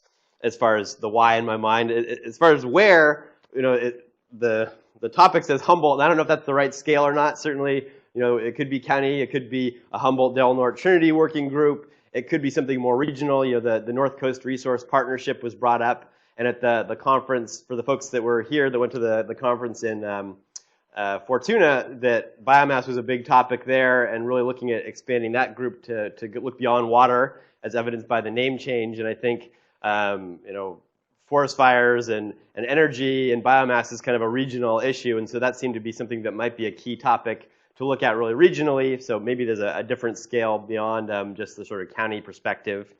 The what of it is kind of a critical piece, and I'm more interested in a working group than a talking group. And so a lot of times, sometimes it's, well, what's the value of it? And if it's just kind of getting together every once in a while and sharing best practices, that can be helpful, or even just having a listserv. So if somebody's doing research, that can be sort of disseminated out to the broader community. So, I know I often don't know what other folks are necessarily working on, try as I might to keep up with it. And so having some information channels, even at a minimum, can be helpful so that, when there's new projects happening, people can keep up to date. But I think, maybe the Mendocino example might be something that could be modeled after, as far as a little bit more tangible, of really getting together and saying, okay, let's define our priorities, let's start actually looking to do a project, and based off of those priorities, and really have the focus be on the implementation side and not just the dialogue side, though that certainly is a critical first step. And to that extent, I think the who would be the question also. There's the folks in this room would be the starting point, and the folks that signed up for this event. But then, really thinking about who else should we bring into the discussion, making sure that the folks that are representing the biodiversity side of it are involved, and getting the bankers involved in the discussion early on, and, working with PG&E. I feel sorry for Allison, because I think she got to represent PG&E, which got picked on a little bit, and some of that's, I would say, justified, and that they're coming from a very different perspective of, the way they look at things and what their priorities are. And so I think, engaging them early on and really getting them to the table and saying, hey, we're doing things that are benefiting the community. And I think, certainly at the local level, folks at PG&E share those values. And so helping them facilitate it, just like, helping government get out of the way, I think helping PG&E know how to be supportive, I think, would be a critical piece. And so making sure they're, participating in a really active fashion. And there's probably other people that need to be kind of identified and addressed. And so I guess those sort of, who, what, where, why, and and how would be questions that I would like to sort of, if that's something that people think is valuable, and certainly, as an entity, we've got a little bit of resources to help at least, provide some coordination if that's something that's needed. I think other people might as well, and so I really kind of leave it as a blank slate as next steps. How do we kind of move forward with that? And so with that, I think I want to leave more time for discussion and less time for listening to me talk. Yeah. I kind of volunteered Matthew for this topic, and I'll volunteer him for one more thing, which I think he's okay with, which we had talked about, and obviously we're interested in just hearing the conversation, but sending out an email to everybody who registered for the workshop and at least inviting you to participate in a biomass working group, whatever that looks like. And maybe it's originally just a listserv. Maybe it quickly evolves into a group pursuing specific projects. But wherever that goes, at least I think the idea was to send out an invitation. Unless everybody says, don't bother sending me anything, then maybe we will cut that. But show of hands. All right, you got it. All right. Okay. Excellent. Well, let's bring up all of our speakers who've been in this regional focus, starting with the folks even from before the break. So that includes Gary, and Jana, and Judith, and Jack, and Angie, and Mark Lovelace, and these guys. So we've got some chance for some dialogue. We've heard some ideas about some information that's going on. We've got a lot of visionaries in this room. We've got a lot of technological experts in this room. We've got some producers in this room. We know we've got a lot of resources. We've got some discussion around funding. So where do we take this conversation? How do we move forward? We know we already produce quite a bit of power in this region, but we could do better, right? We could do better. That's why we're here. So what are your thoughts? Any of you guys, you don't have to be over in the corner. There's a question there in the back.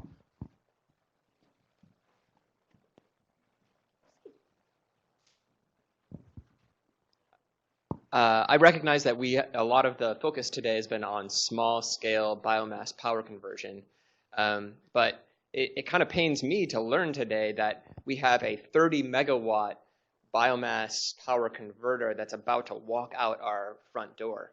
And so I would like to hear any ideas that the panel up there has for what we could do to try to keep that equipment and the value it could bring in terms of keeping the fraction of renewables high on our local grid.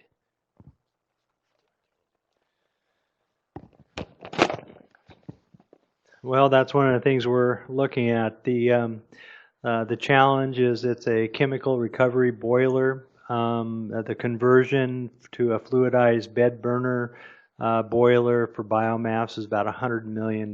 So, you know, it's certainly everything else is there. The components are there to try to pull together the permitting for the air emission credits and the Cal ISO agreement and the ability to go ahead and transmit the power is big challenge, big cost.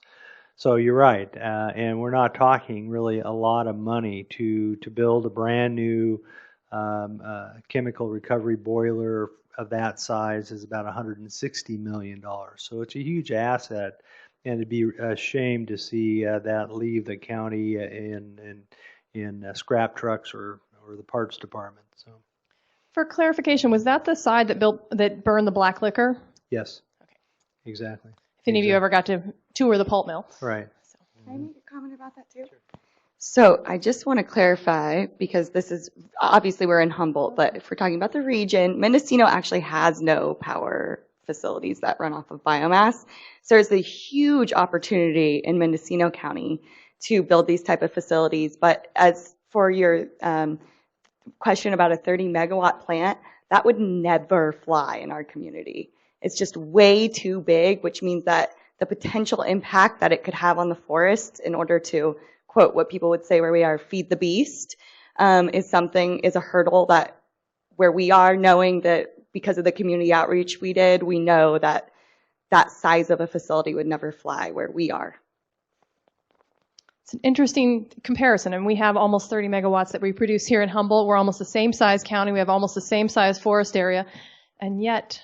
But your guys are in more than one, it's not all at one location. Not all at one location, but they're all pretty close to each other. Yeah, it's more like 60 megawatts of what we have, because Fairhaven's 18, Blue Lake is 12 or something, and Scotia is 30. Well, point taken. Yeah, But you know, but I mean, just in terms of the kind of quantity and scale that we already do, and we recognize that we're not even scratching the surface on what we have the capacity to utilize in the North Coast. But that doesn't mean that people aren't concerned about large scale systems. No, right? I understand that. I'm just trying to give it's some little relative comparison to where we're at here.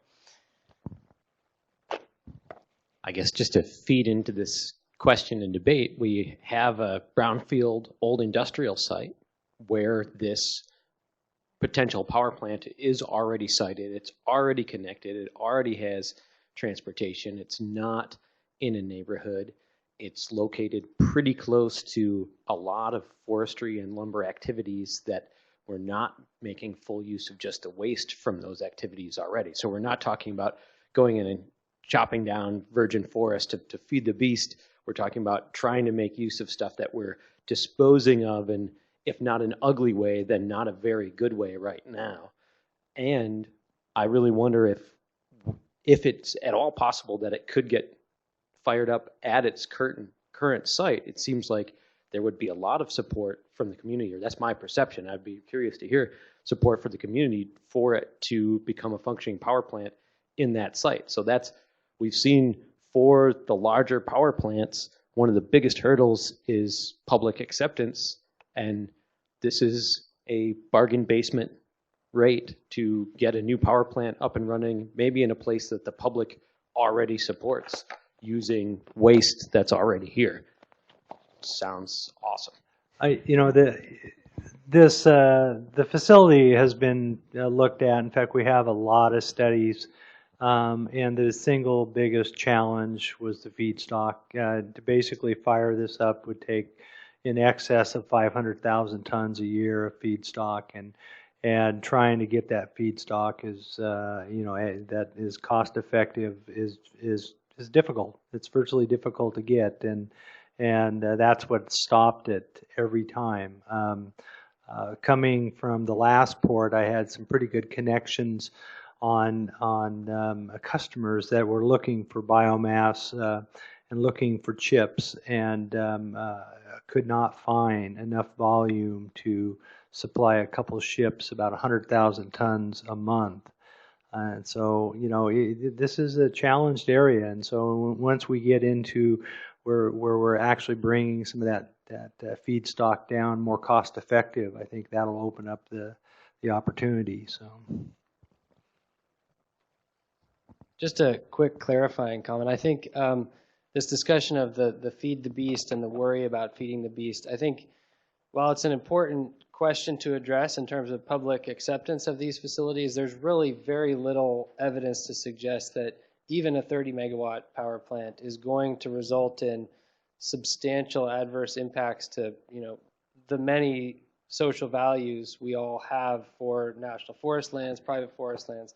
The economics really don't pan out for going out and harvesting material unless it's it's in combination with the industrial timber harvest or something like that. So while it's an important, in terms of social acceptability, I think it's also an opportunity to educate the public on kind of the economic realities of that, and also the current economic realities. But these projects have a 20-year payback time, and people, while it might not be economically feasible now to go in and clear cut in order to feed the beast in 20 years from now, when the price of other types of energy is really, really high, it might be. Yeah, there's a lot of contingencies that one might consider. I think it's definitely hard to sort of see a future in which we're paying the price that we need to pay to go out. I mean, yeah, there's existing regulations that really limit how we manage forests on private and public lands right now. There's no reason to think that those would all of a sudden go away if there was a demand for biomass. So I think it's important to sort of contextualize this a little bit. And also a good point is made about existing infrastructure. And if we're talking about a pace and scale that's going to have an impact, broadly on fire risk reduction and carbon stocks, those facilities really are substantial assets to that broader public interest work of treating large amounts of areas. So you need to come talk to Mendocino County residents. That's all I can say. All right, Allie's got a question.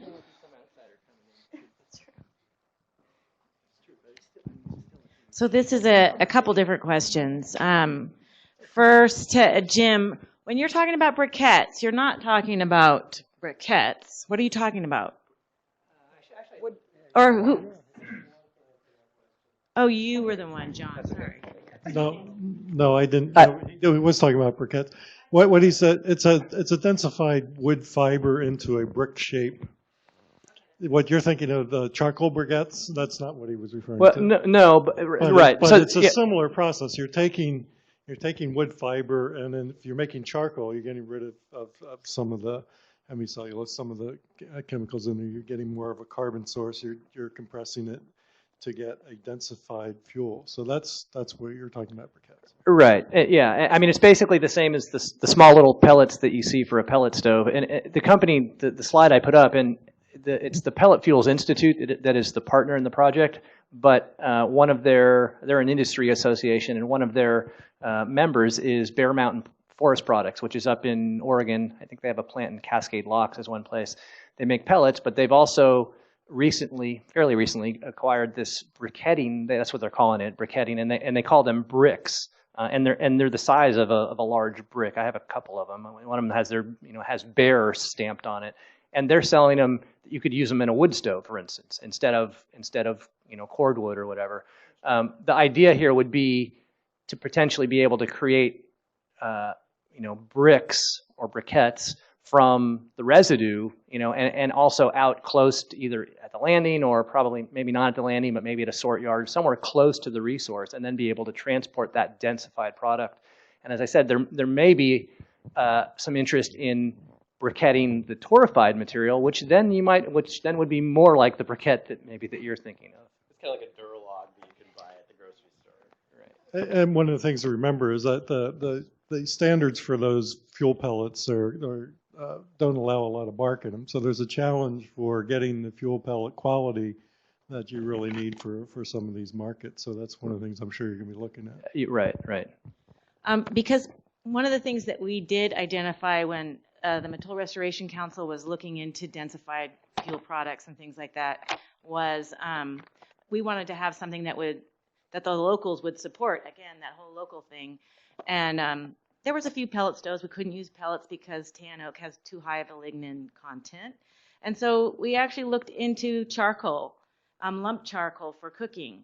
And the irony is there's very few places to actually get a closed system retort where you can just purchase it and try it out and figure it out. The one place I did find, for instance, was in the UK. And, besides the $30,000 startup cost, you have to pay for the shipping, right? So then I decided that what a great idea for the Humboldt Bay site would be to not only think about in terms of making the wood product, which we've all been focused on today, but what about making the product that makes the wood product? What about actually getting into manufacturing of charcoal retorts that can then be short sea shipped, to our coastal areas so that we get away from the cooking charcoal that's actually pretty bad for us, the regular stuff that you buy from the store. Yeah, charcoal. Right. And so anyways, that was just a quick, what if. You don't have to necessarily, I just thought, wow, you could take that site and do that short sea shipping thing and make that, actually bring some manufacturing back where you're doing something for wood. Anyways, I have two more questions. These just sort of came up during the day, and one was for Gary, and I was wondering, because this kind of had me stumped. I remember turning to Judy going, what? You said that catastrophic fire on the landscape is not a bad thing. And so I had a real what about that?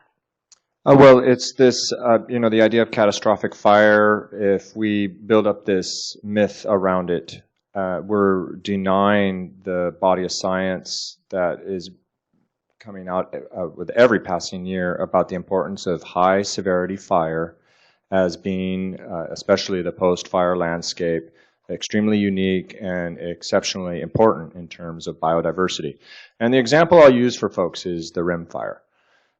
There's been tons of news about the catastrophic rim fire. 7% of the rim fire is calculated now to have burned at high severity. Of course, 7% of how much was it? 300,000 acres is a pretty substantial piece of land. Nevertheless, we also know that post-high severity fire landscape is, as I said, exceptionally rare and very important in terms of biodiversity, and that these types of fires have actually, they've occurred throughout the millennia. So I really think it's essential that we, as a community that lives in a landscape where fire is frequent, it's as natural yet less frequent than rain, that we become accustomed with the fact that yes, there's going to be elements, that whole mosaic of how a fire burns is what we need to understand. And we need to get away from hyperbole when it comes to fire. Okay, Bruce Goins with Forest Service said that there have been a couple figures out on the rim fire. Number one, I agree that the importance of what we call severe. My name is Bruce Goins. I'm with the United States Forest Service. I'm a forester, 40 years here. Severely burned landscapes are important ecologically. Initiates primary succession. Grass, forbs, brush. It provides habitat diversity. Produces snags for snag nesting birds, et cetera. It's a question of how big, how extensive of those areas are productive. And so historically, the Sierra has had around 7 to 10, 2.5 to 10 acre severely burned patches. Let's just say that the current science it's right to say that severely burned landscapes are ecologically important, but miles severely burned are another thing. So ecologically, I think that's where the division is. But I want to be clear on the rim fire. The 7% figure was 7% of severely burned soil, which is completely bared. Vegetation, 40% of that 257,000 acres was 75 to 100% vegetative mortality. So let's be clear that there was a 40% severely burned of the 257,000 acres in vegetative mortality, 7% of the soil was severely burned. I just want to be real clear. And I thank you for that clarification. So we have this wonderful opportunity with this whole panel of doers here. And you know what I mean by the people that actually get things done. And so I want to ask each of them, as we kind of run into the close here, as a result of today and today's discussion and the changes that have been coming about, what are you going to do today when you walk out of here as a result of today? I was thinking about going to get a beer.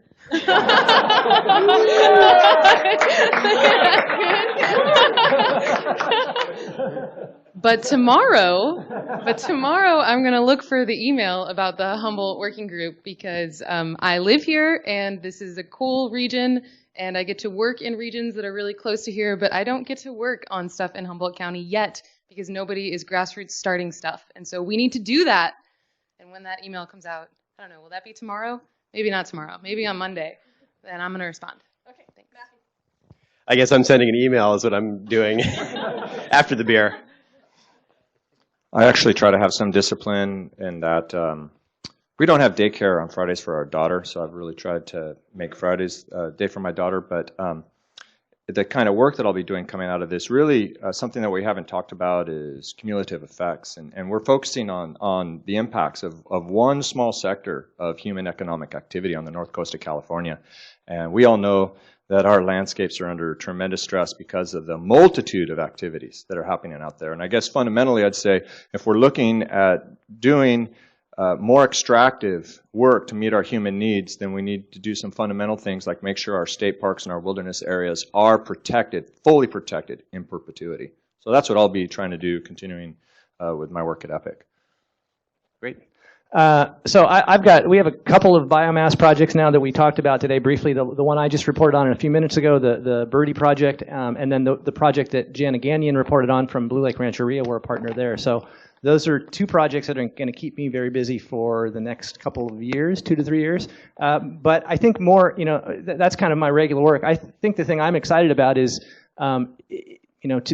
is for this potential biomass working group and really to have more interaction with all of you people who are involved in different aspects. Because the thing I find very valuable, and obviously we all have our jobs to do on a regular basis, but I think periodically getting together this way, whether it's through a listserv or in these workshops, just to learn about what other people are doing and make these connections, I find inspiring and very useful. So I look forward to more of this. My choice here. Stereo. That's dangerous. Don't do that.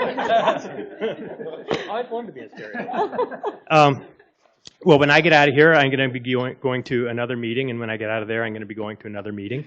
So, so tomorrow, I'm going to be looking for that email, and looking forward to staying involved in these efforts and discussions on this. And as I talked about some of my presentation, one of the ways that I'm going to keep working on this is looking at all the ways that we can try to work to keep our timberlands as productive working timberlands. This is one tool. It's one small tool out of the whole mix of things that are out there. But we're not going to be able to have a biomass industry if we don't have working timberlands that are growing in a natural cycle that's producing enough biomass that we can harvest some of that either as a byproduct of timber harvest or as fuels production separate from that. None of those things are going to happen if first and foremost we don't have continue to have productive working timberlands. Nice. I have a long drive home first, then I will have a beer, not before. And then tomorrow morning, I'm going to be applying for a small grant through the Watershed Center to pre-feasibility for 4 3-megawatt or less plants located in Mendocino County in old mill sites. So that's the part. I didn't talk about that work that our biomass group is doing as well. I'm going to contact Allison and talk to her about some power issues at the pulp mill. But maybe the Harbor District, when they solicit their request for proposal, we should put out an advertisement in the local paper saying "Save your local boiler." I don't know. Yeah, that's right. There we go. Well, just really quickly, what I'm going to do is I'm going to follow up with Jack, because I think that the opportunity that exists there, as Jack pointed out, with the infrastructure that may or may not go away, is really a huge asset. There's some really good examples around the country of places where there's been infrastructure that's been repurposed, and there's a huge asset that you really don't want to lose in this community. So I think making an effort, both obviously the Harbor District has taken on a substantial responsibility of doing something with that, but for the county and others to come together and try to revision, repurpose that in a way that can really benefit the community and benefit the forest is a huge asset. So I congratulate you all for engaging with that and for your work in being here and looking at it.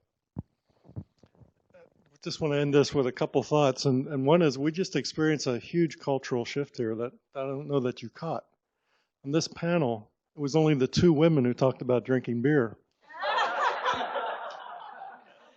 I'm dumbfounded. So before you all go and join Angie with her beer, I did want to just say that we need to continue the conversation, we need to continue the education, we need to continue the research. We do these events, we get great energy in the room, and Jana had a very good point. What are we going to do tomorrow? We got to keep this moving. We got to keep the interest going. And I just want to take the last minute. We started on time. We're ending 5 minutes overtime, so we did pretty good today. I want to thank Jana for helping us out here today. Great job. I want to thank Peter, who's only been with me for less than a year. Threw him into the middle of the fire here with 3 workshops back to back. Peter did an excellent job. Thank you.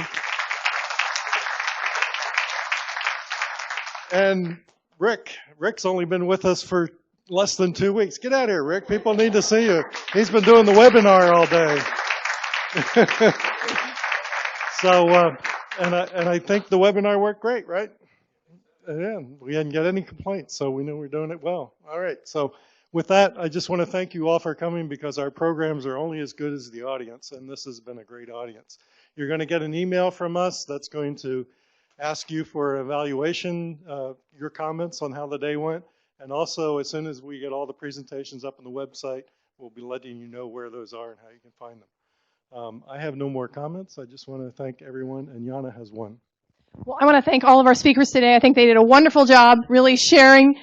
Well, no, really, all this whole panel right here. Look at this, and everyone earlier today was really great. And I just want to say we're really happy within the university to continue to be part of this whole network of communicators, educators, and I would be happy to host and provide a location for this maybe working group if it so forms. And feel free to give us a call anytime if we can be of assistance on any issues. So safe travels, and we look forward to the next conversation.